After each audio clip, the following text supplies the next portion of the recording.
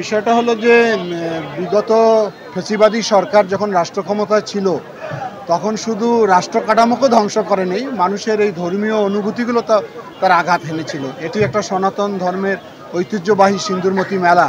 এখানে প্রতি বছর লক্ষ লক্ষ এই ভক্তবৃন্দনা স্নান কাজ পুণ্য স্নান করে থাকে, কিন্তু তাদের কোনো নিরাপত্তা ছিল না। এখানে হাউজি, এখানে জুয়া, এখানে অশ্লীল নৃত্য এবং বিশেষ করে যারা দোকান নিয়ে আসে, ব্যবসা করতে আসে, তাদেরকে নানানভাবে নির্যাতন করা হতো এবং এক একটা দোকানের কাছে এত বেশি টাকা আদায় করতো তারা এখান থেকে বিমুখ হয়ে এই মেলার থেকে তারা চলে গিয়েছে। এবছর আমরা এখানে জুয়ামুক্ত, এখানে অশ্লীল নৃত্যমুক্ত এবং স্বাভাবিকভাবে যাতে এই পুণ্য স্নান করে নিরাপত্তার সঙ্গে সবাই বাড়ি যেতে পারে সেই আয়োজন প্রশাসনের মাধ্যমে এখানে করা হয়েছে। আমার সঙ্গে এই জেলা প্রশাসক সাহেব রয়েছেন, এসপি সাহেব রয়েছেন, ওনারা সার্বক্ষণিক মনিটরিং করছে। আমার মনে হয় যে এই সিন্দুরমতি মেলার যে ঐতিহ্য ছিল সেটা এবার ফিরিয়ে নিতে আমরা সক্ষম হয়েছি।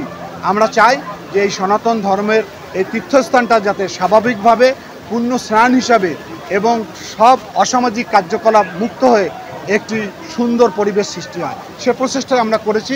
আমরা আশা করি আনন্দের সঙ্গে এবার সবাই মেলায় অংশগ্রহণ করছে, তারা যেহেতু আনন্দিত, এজন্য আমরা আমাদের কাজটাকে আমরা মনে করি আমরা খুশি হয়েছি।